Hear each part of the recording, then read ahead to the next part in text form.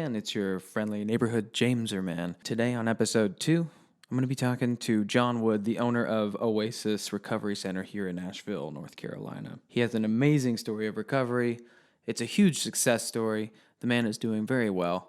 Also, I learned some valuable lessons about this room. You can't film in here before noon or there's this crazy sunspot, so I'm sorry, you're going to have to get over it. It is episode 2. I'll figure this out eventually. Just suspend your disbelief and listen to this amazing story of recovery. Okay, so tell me about what's your, because this is an important segment in the it is. show. I wish I still had my can. It's like a fine wine. It's the fine wine of recovery right here. You know what I'm going to do? That was blueberry. Because we recycled the can, which is very... You want to pop that on I'm going to do it. I'm going to edit it under there. He has blueberry and agave. Great. So those are the 2 cans he's offering. But yeah. I'm drinking Focus-Aid. Right. It's great.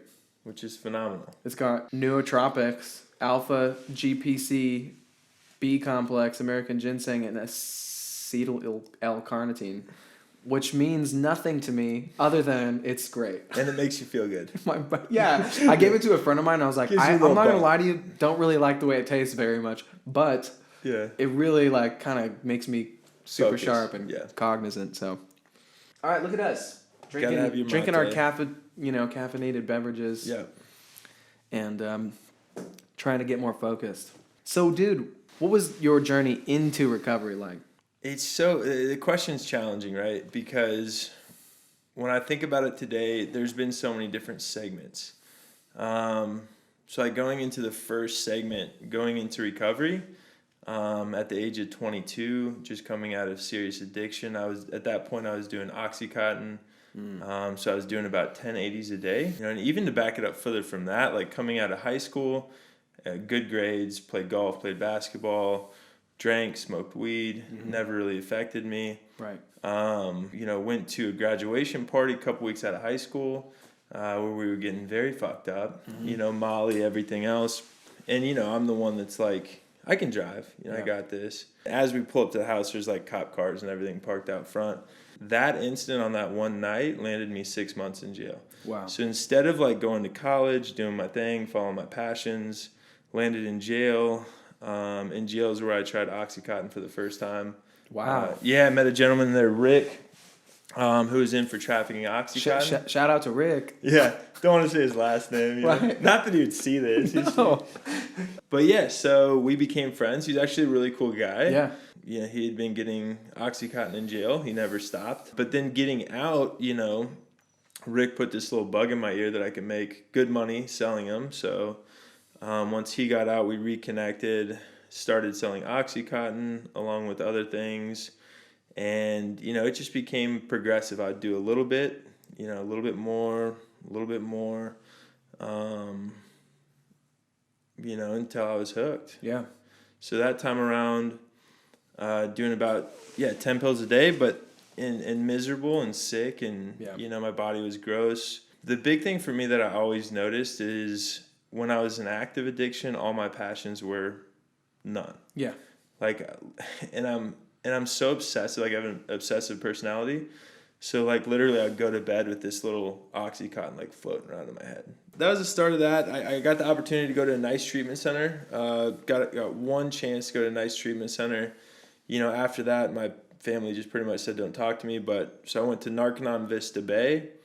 6 months inpatient treatment center. Got sober for the first time. I guess this is around 20. Okay.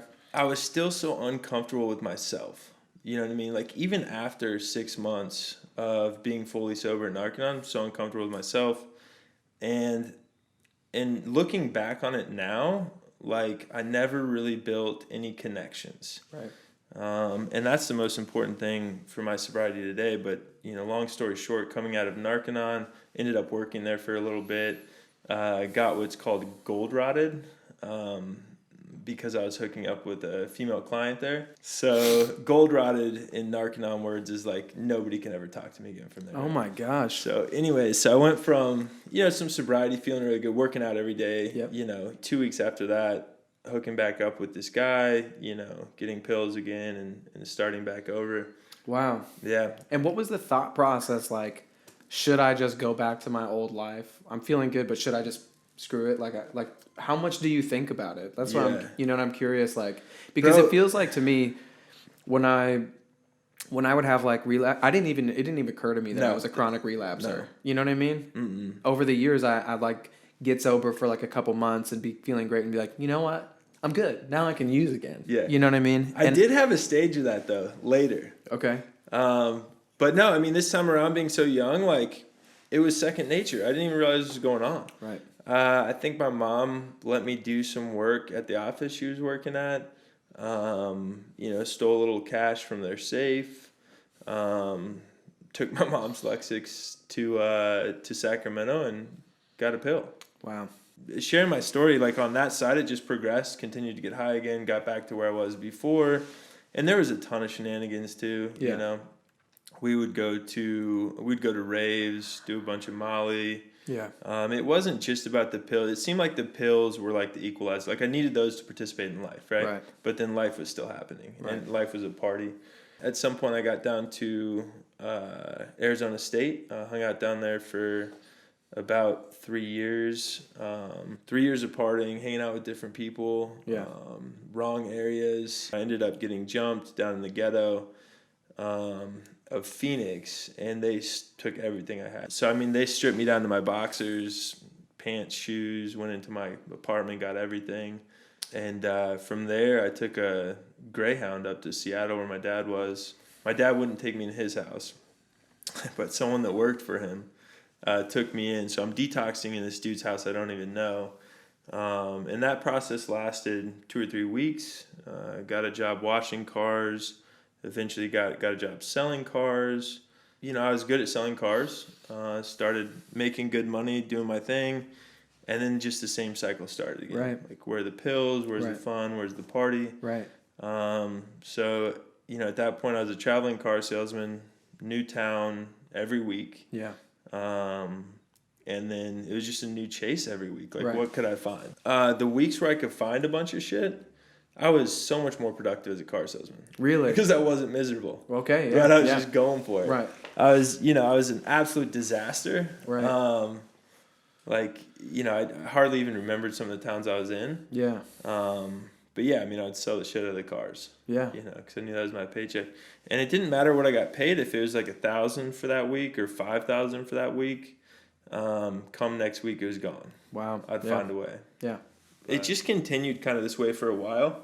Eventually, I called my mom again, asking her for help. At this point, my mom did something super healthy. She was like,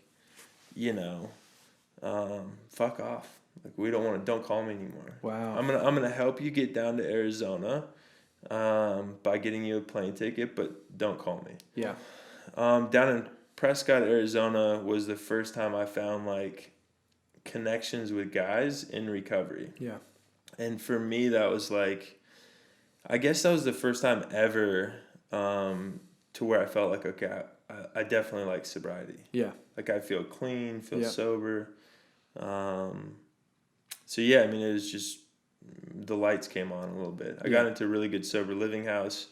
They were brutal. You know, at first I had to stay in a tent outside before they voted for me to get in. Wow. Yeah. We can't do that anymore. These kids have it so good. These kids do have it so good. Yeah. No, I had I had a backpack at the time. I was in shorts, and it was in the winter of Prescott, Arizona, so it was snowing. And these guys in this house, man, helped me piece it all together. You know, and I was persistent. I didn't have transportation, anything like that. The closest thing I could walk to was a grocery store. Yeah. So I went there 7 days in a row. The big thing at this house was you have to have a job in 2 weeks, else you're out. I went there 7 days in a row. You know, every day they told me we don't have anything open. Went on the 8th day, and I'm like, man, I'll do anything. And the guy finally said, okay, we'll give you a job. You can start by washing the toilets. I said, great. When can I start? He's like, why ain't you coming tomorrow? I'm like, I'm free now too. So they hired me in. Then from there, like, I worked heavy program in the AA at that time. Like, I was captain AA, sponsoring guys. My whole community was AA. making at least 4 or 5 meetings a week, and it wasn't like a drag. Like, these are my people at that point, you know, super connected with them. And yeah, and then my life just progressed, man. I met my wife that we're still married today in Prescott, and then just continued to get better jobs. So from there, got my first car, again in sobriety, which was just a really beat down $1,000 car with the bumper hanging off. But it was an Eclipse. You remember those cars? Yes. Yeah. So it could have been cool. Yeah. But the thing was like... It had some guts. Yeah. The thing was like 4-toned. Okay. And every time I drove it, I had to fill it up with water, you know? It's awesome, though. Yeah. It's character building. It's character building. You know? But that's the car. Like, after I got that car, I could get a better job. Yeah. Right? So I saved up for that car. And then eventually I got a job at Sears selling appliances. Right. And all while, like, I'm working... the only way I know how to work recovery at this time, right? And at this time in my life, the only way I know how to work it was through AA. Okay. You know, it's all that I found. Yeah. The guys were beautiful, for lack of better words. Like, yeah. It's almost like in the age group we're in, I still talk to a lot of them today. But the age group that we were in, it's almost like we all felt like we got a second chance to grow up again. Yeah. We were just being kids. Did extremely well at Sears selling appliances, so I got a job offer in Pittsburgh, Pennsylvania, like one of their marquee stores. And at this time, you know, Bonnie and I had our first child on the way. So I'm thinking, okay, I got to make some money, you know, so we make that move. And the biggest thing for me in that move is the connections were gone. Like, my hookups with the guys, the community. Yep. Stayed in touch with some of them, but it's hard when you leave. Went to a couple meetings in Pittsburgh, and it just didn't feel the same. So, yeah, I mean, you know, I got a little bit of a taste of success for the first time. You know, I was making like, I don't know, $55,000, $60,000 a year at Sears. And for me, that was a ton of money at the time. So I'm thinking, you know, I can have a drink. Right. You know, I'm not even interested in pills. Of course. But I deserve this. Right. And I'm a father too. Oh, I got things to celebrate. So. Oh my God. That's so insane. You know right? the story from yeah, there, but bro. that's so insane, yeah. really. Yeah, it's crazy. Yeah. But just a spiral. And then eventually I got a job opportunity to come to Asheville. We stayed in Pittsburgh 1 year. Bonnie hated it there. I shouldn't say she hated it, but it wasn't where she wanted to be. She also had no friends. So when I got a job offer here in Asheville, good job offer to work for a wireless internet company that Bonnie's dad owns, we took that move out here and kind of started anew.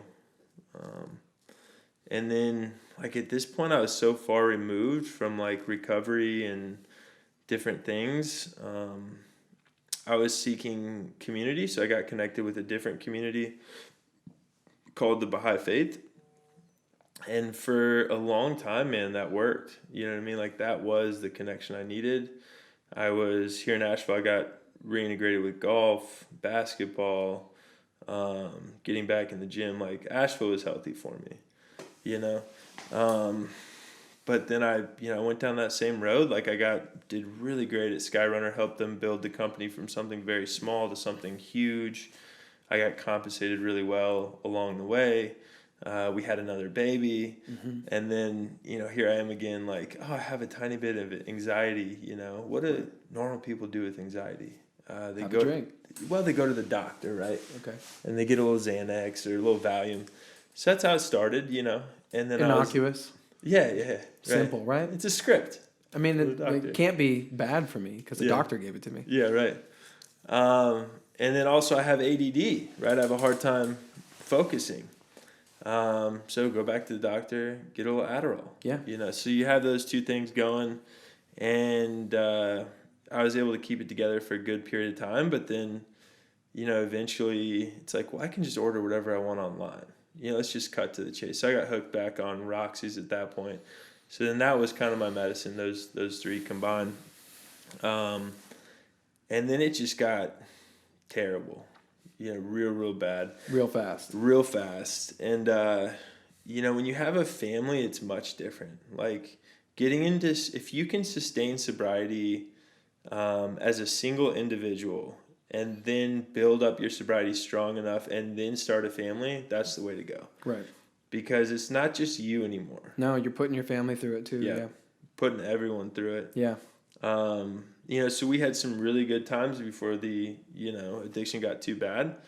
But I mean, long story short, like we had to sell our family house. Family was homeless, Bonnie was able, and this is when I'm getting sober, it's just skipping through a lot of the minutia. Bonnie was able to find a friend that lent us their parents' B&B for a month. And this is where I kicked that. I didn't have any means. Like, I had maxed out all my credit cards, $85,000 in debt, having to sell our family house that we built. It was a nice family home. And then stay in this little in-between spot while we put everything in storage. And I kicked, man. I kicked off a similar dose I was taking as a young guy. Yeah. I was on, anywhere from 10 to 15 of those Roxy 30s a day. So I got down, I guess, to about 150, 160 pounds. And I just really laid on the couch for like 2 weeks. Wow. Yeah. Through this process, Bonnie was kind of a badass. Yeah. Yeah. Handled her shit, bro. I mean, she had a cleaning gig, to keep us afloat, to give us some food. And then somehow she managed to get us into a little 2-bedroom apartment. So we did that, and 2 kids, 2 bedrooms. Good God, man. Yeah. What a fucking saint. What a saint. I mean, she wanted to leave me for sure. Right. Like she had one conversation, and rightfully so. Right. I have no moral compass, bro. Like when I'm getting high. Yeah. So no one does. Yeah, I was not a good partner. You can paint the picture, bro. I mean, it wasn't pretty. I wasn't right to her or the kids. Right. So then, I'm always interested in this, like, because you and I are both chronic relapsers, unbeknownst to us while we're in the flow of like just re-entering that madness. Mm-hmm. But like, what was different this time around? Like it is really the difference between hitting a rock bottom, or not, right? Because to a certain degree, right? You're like, so. I mean, like you had to sell your home. How many rock bottoms have you hit, bro? I know, but and that's the thing. Because I feel like every time was rock bottom. Yeah, every time was rock bottom, but the spiritual bottom is the worst one, right? Yeah. Because like you had to sell your family home. Yeah. You were basically about to lose your family. Yeah. Your wife is talking about, I don't want to be with you anymore, and that was a guarantee. She was like, right. If you can't get sober, it's over. Right. For sure. Fair enough. Yeah. Right. For me, this last go around, like I had on paper quite a bit more than I've ever had before. Yeah. I had a fiance. I had a Netflix show. I had a record deal. Killing it. Yeah. You know what I mean? Like I had all of this stuff, and for some reason my impulse was to drink myself to death over it. You know?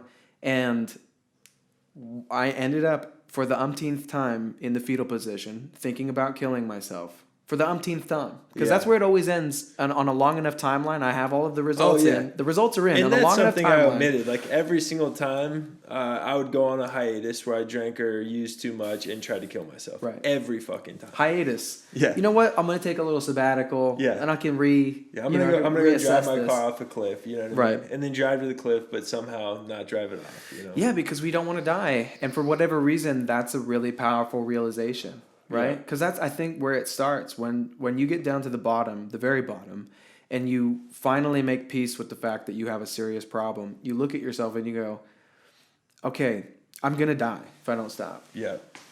I don't want to die. I don't know why that's news to me, but I don't want to die. It was a really powerful realization for me. And that's when it all started, this last go around, And I've been clean for like 3 years now, a little over 3 years.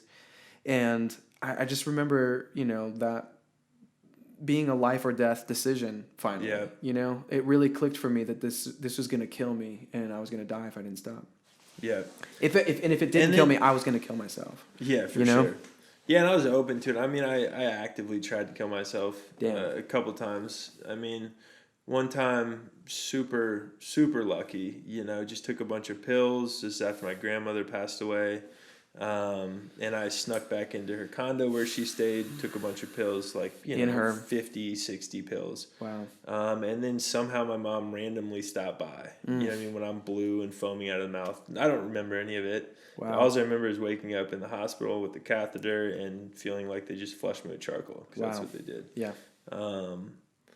So yeah, I mean, I've definitely been suicidal, for sure. Mm-hmm. Which is crazy though, right? Yes. That's why when I think of it, it's because life's beautiful. Yeah. Like, I love it today. But yeah, I mean, I've definitely been that low, and that's honestly why I love what I do now. Because when I see someone come in and we get to work with them, I've never had judgment on one client that we've had. Awesome. Never one time. Yeah. And we've had some clients. Oh yeah. I've been there for some of them. I know, yeah. Just for a little backstory, for if you're confused about our relationship, I worked for Jon at the recovery center that he started, which is called Oasis, and it's a beautiful recovery center here in Asheville, helping lots of people get clean and sober. Yep. Yeah. And when did you start that? So we got started in 2018 with Oasis Recovery Centers, and it's been a whirlwind ever since, man. And really, like, one of my missions in starting the treatment center was to build a support group for all the staff. Like, make this a place to where the staff could feel connections, like similar to the connections that I felt back when I first got in recovery, right, with these group of guys. And then beyond that, like, we've always had ambition to build a big network. So we definitely are working on building a national brand, continuing to expand. But yeah, I mean, for the most part, it worked. Like, our culture is on point. Yeah. And my theory on that was, like, if the culture's on point, well, then the clients are going to feel that. Yeah. Right. But if the staff's miserable coming to work, right. And it's a work in progress, you know what I mean? It's never going to be perfect, but it was pretty clse to perfect, to be honest with you, in a lot of ways. I appreciate that. Like, I just loved it's high burnout though still, and that's some things to look at. I loved working with the staff there, though. I just I really enjoyed every person that you ended up hiring, like all of those fantastic group of people to be on staff with. And I had not experienced, other than like being, because I've been in a bunch of like plays and musicals and stuff. That's a great camaraderie. That's an epic culture. That's for sure. You guys are all doing your passion. Yeah, but it felt similar to that. Like, it felt like we were all, I think that we all like had that mission statement firmly in place in our hearts. Like, everybody knew what we're doing is a good thing. Like, we should be here. You know what I mean? Like, it felt right. It was good. No, that's awesome. Yeah. And okay, so here's the big question that I like to ask. Is what did you fall in love with in new sobriety? I would say for at least the first 6 to 8 months of my sobriety, part of me felt more connected with source energy, the universe, all this stuff, right? Because you're sober for the first time in a while. But then the other part of me still hated myself. Yeah. Like, still miserable. Yeah. Very depressed. And I think going through the way I got sober this time was good for me. No support, just straight natural kick. You know what I mean? No vitamins or anything. Just do it. To have that kind of stretched out process was good for me. Things that I've fallen in love with after that initial period, to where you're just kind of like chin down, swinging. Yeah. Everything, man. Like, just getting out. First of all, family, right? Spending more time with the kids. Awesome. Just got done going to a father-daughter dance with my 10-year-old Haley. Just recently? Yeah, recently. It was 2 weeks ago or something. Nice. And it's like, to be able to do these things and feel good about it's incredible. Yeah. Like, getting the realization back that life is like this magical, infinite thing. Yeah. And we're just simply here to be a part of it, to infuse our energy, to help where we can. To love. Yeah, and to create, right? Yeah. So, I mean, that's one thing. And then, building the team at Oasis is huge. And how we operate there is great for me, that we're not 12-step based, right? Because this time around, I did get back into NA here. And I would say it helped for a short period of time. but it never really felt like my community. Okay. I always kind of felt like an outcast, and maybe it's just I never got connected with the right people. I think in a AA, these things are absolutely essential for a lot of people. Yeah. And I think what they produce is that connection. Yeah. Right. And I think that connection is super important. Yeah. But what we try to do at Oasis is if that's their connection, get them connected with it. Or if they're going to be more passionate about something else, get them connected with that. Yeah, give them the options. Yeah. Yeah, I availed myself of a 12-step program, and I'm still an active member of it, and I find that completely essential to my recovery. Love it. But I love that there's not a one-size-fits-all situation in recovery, that there are options for people. But I would suggest anybody who's newly sobered, like, try all of it. You know what I mean? Try it all and see what's sticking for you, because, you know, it might be a 12-step thing. It might be, you know, we have Recovery Dharma now, which is like a Buddhist thing. We have Smart Recovery. Smart Recovery. Yeah. And then beyond that, like, try to remember what you were passionate about before. Yeah. Like, for me, when I think about the different dynamics at work, I have my golf community. Yep. I'm huge into golf. I'm sure you have your music community. Yep. I have my basketball community as well. Great. Pre-COVID, too, I was doing hot yoga 3 times a week. You know, just finding these different little connections, and then showing up authentically, right? So showing up as your real self within these communities. Yep. You know, if you're struggling, speak with someone. Yeah. But yeah, I completely agree with you, James. I mean, if you're new into sobriety and you have no options, like I had no options, go to a meeting. Yeah. They're free. Yep. And you know, the connection's there. Yeah, and it's real, right? Yeah, it is real. Real connections. Do you did you get into hot yoga in sobriety? Is that something you did before? No, I was in sobriety. Okay. Right on. Yeah, so you know what that was a new addition. Right on. Yeah. And then golf, you had already kind of been into golf before that. Yeah, I mean, I've been playing golf since I was 7. Okay. You know, but it's one of those things that just went away. Yeah. You know, completely. Oh, I know. Trust me, man. Like I used to, when I was in middle school and high school, I wrestled. Yeah. Which is like, you don't really do that very much as an adult, really. You know what I mean? But I got into the martial arts. Like I had done karate when I was real little. Not real little, but like, you know, right before middle school, I think. And then in middle school and high school was wrestling. So I was kind of into the martial arts. Mm-hmm. And my wrestling coach in high school said, you can't do the plays and wrestling. You got to pick next year. Really? Which was a huge bummer. And I was like, well, clearly I'm going to pick acting. You know what I mean? Like it was just so much more like if I had to pick one, I was going to pick performing because it's just in my blood. That's just like what I was born to do, I think. And but him telling me that I couldn't do that anymore was like this weird pivotal like fork in the road. And when I got into sobriety, you know, I'm sober and I'm like, you know, I really want to get back into martial arts. I want to take Kung Fu. So I started taking Kung Fu. Is this in Asheville here? No, this is actually in LA. But there's actually a guy who teaches the form of Kung Fu that I studied in LA here in Asheville. And I'm thinking about like getting back into Kung Fu. Nice, man.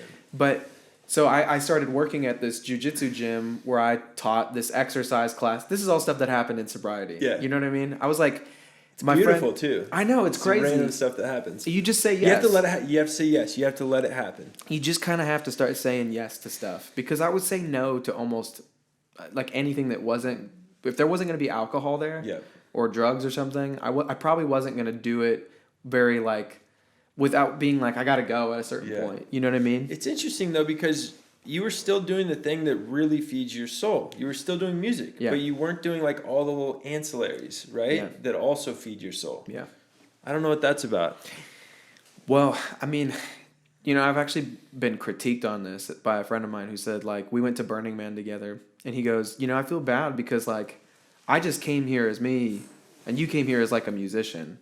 Okay. And I was like, you don't understand like me playing music is inextricable from who I am at this point. Like I don't go anywhere as not a musician. That is who I am. That's kind of beautiful though, man. Like I don't know if I have a passion to that extreme. I think the closest thing to it is golf, right? But with me and addiction, like it just goes away. Yeah. I can't do it. I can't fucking see the ball. It's frustrating. Right. You know what I mean? Yeah. Yeah, you have to be very single-minded when you're golfing. Yeah. You know? Very like focused. Yeah. Yeah. It's almost like meditating, right? Yeah. But I guess music you can still just shred because, I mean, we see it over and over again, you know. And you know what, man? And it's such BS too because I'm such a better musician now than I was. Guarantee it. But at the time, I thought that like that stuff was making me better because you I had to was cut the so edge. I idolized like Jim Morrison and Jimi Hendrix and all these people that sacrificed their mind for their artistry and all of that stuff. Like they were probably this close to being one of us.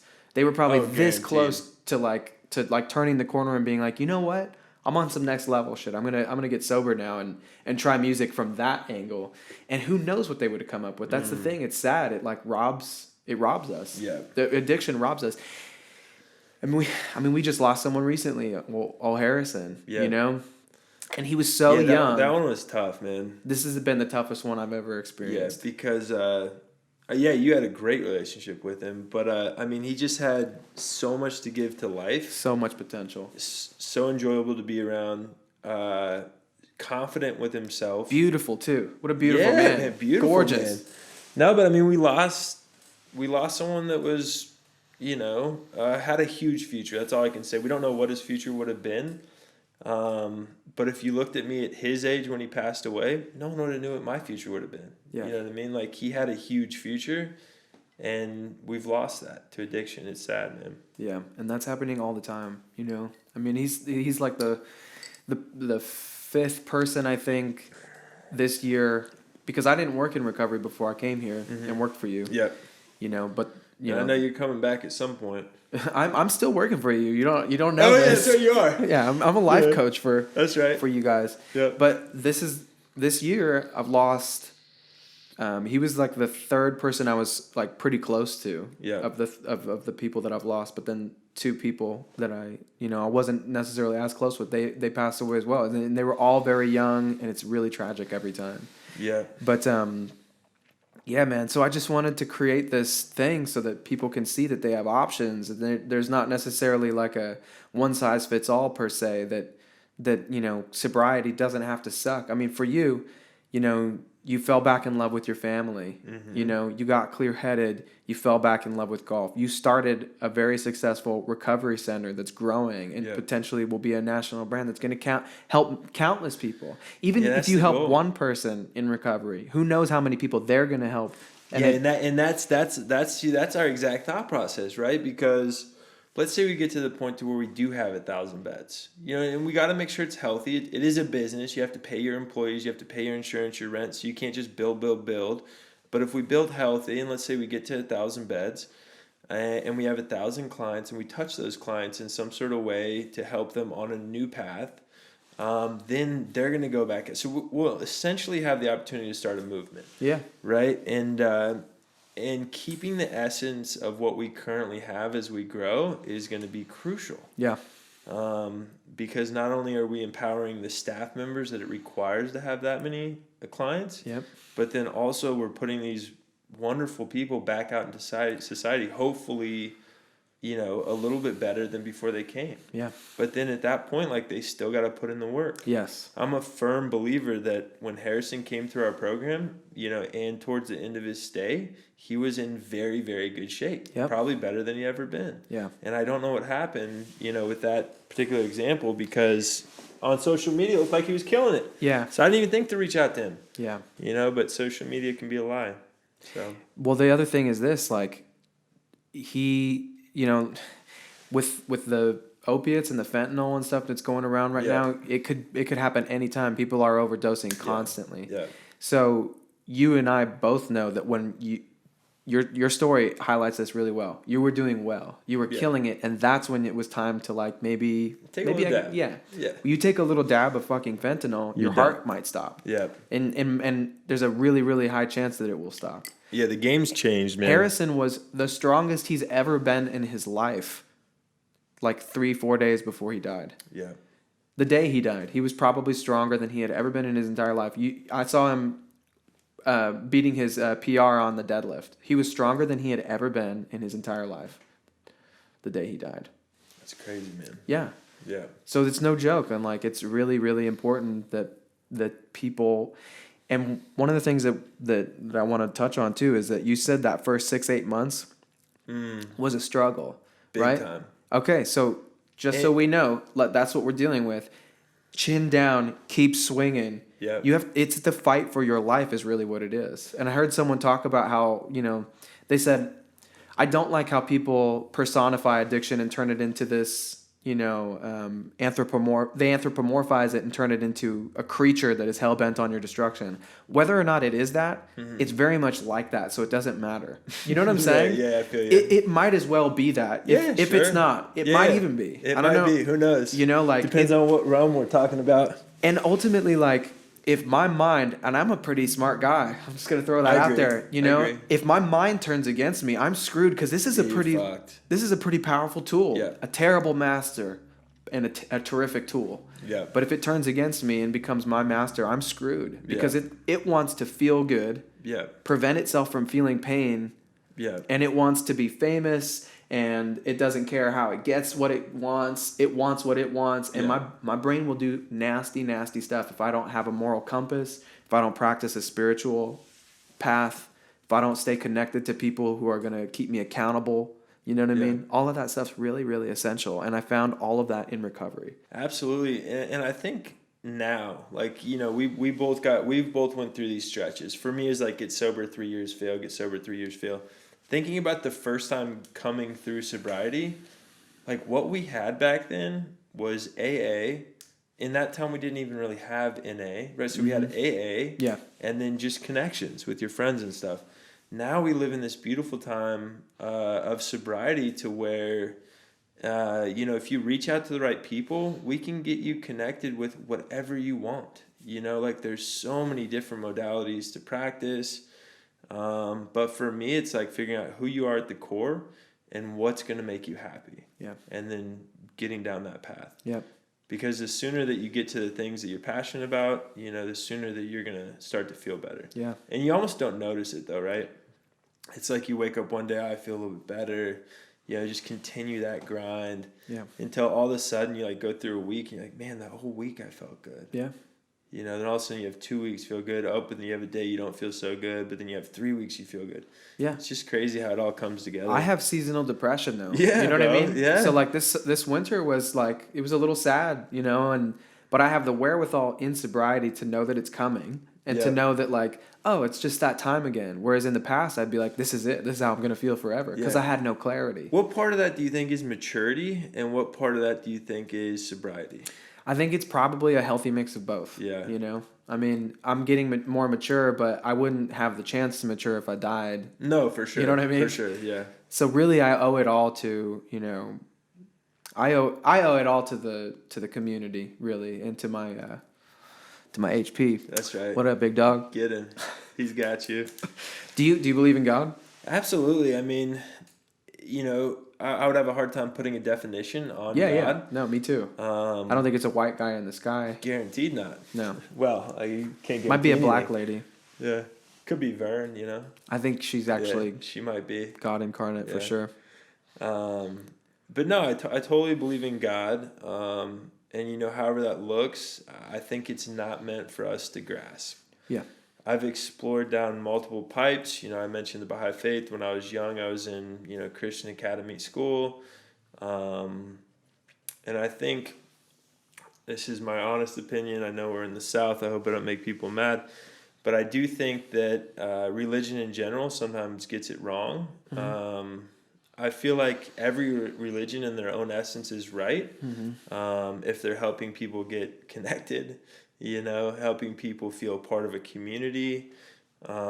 Because I feel like there's a little essence of God in all of us. Yeah. That goes away when we're getting higher using. Yeah. Or at least gets doled out. You know? But I don't know. So I definitely believe in God. I try to follow all the signs I can get. Me too. Yeah. From the universe and from God. Yeah. I think a friend of mine once in Los Angeles, we were on a smoke break at work at a restaurant. Very godless setting, it felt like to me. But we were talking about God, and he was like, all rivers lead to the ocean. all rivers lead to the ocean, and that really stuck with me. You know, it really kind of felt true. You know, it felt like I was hearing something important and true. And like you said, like in all of these religions, there's a kernel of truth. Yeah. You know, and I think we could stop arguing about what God's name is as if any of us knows for sure, and start going, wait, hold on a second. So God's love for you, okay, interesting. Yeah, that's interesting. You know, and like have like a, you know, we call God this. You call God that? Interesting. I mean, it's like, who knows, really? I don't pretend to know, but I do get signs from time to time, and I do have a higher power that I've learned to turn my will over to on a daily basis and say, hey, listen, my way wasn't working. Let's try it a different way. Yeah. Thank you. I'm sorry. I love you. You know? Yeah. Yeah, and it's beautiful when you get the signs. Yeah. Because all you got to do is follow. Yeah. You got to say yes. Yeah. And sometimes they just smack you right on the head. So, yeah. Because sometimes you got to say no. Oh, yeah. And the sign is to say no. Right. You know? And that's saying no to yes. Yeah, exactly. Or saying yes to no, rather. You know what I mean? Yeah. Because you're thinking about, if I say no to this, I'm aligning myself with the truth and beauty and love. So I'm saying yes to all of that by saying no to this thing. Yeah. You know? Yeah. And I think it correlates back with the work we do on a daily basis, right? So like you're in AA or NA, right? You practice those principles on a daily basis. I'm not active in those communities, but on a daily basis, when I'm practicing my meditation, when I'm doing my yoga, when I'm following my passions, that's me regenerating my soul, right? So then I feel more connected with my God. Yeah. When I'm doing the principles. Yeah. That I've kind of put together is what I feel is the best for my sobriety and my connection. Yeah. I love it. I think that's a good place to leave off. What do you think? One word to the newly sober cat out there who's like, I think this is gonna suck. You know, like what would you say to that person? Just one word? No, not one word. Like okay. a quick sentiment. Yeah, I mean, perseverance would be the word, and that you have no clue what your future could be until you start. And from what I've seen from everyone that has got sober around me, it's worth it. You do not have to be miserable anymore. There's always help. So just reach out. I mean, if you're even borderline thinking about getting help, maybe you think your addiction is not that bad. I just guarantee life could be better without substance. Thank you for joining me for episode 2 of Newly Sober. Keep liking and sharing the videos so that maybe we can help each other one day at a time stay newly sober.